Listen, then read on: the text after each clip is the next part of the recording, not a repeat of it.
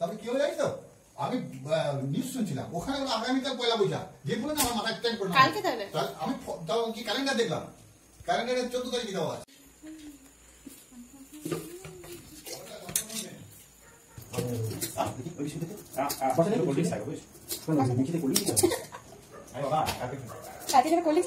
এমনি নর্মাল খাওয়া দাওয়ার কথা বলছি।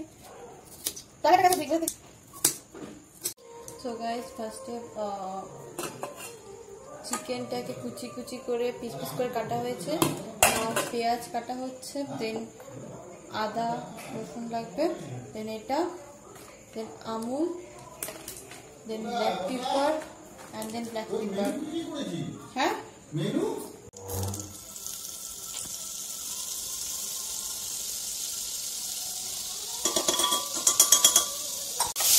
জল পাঠ করে জলকে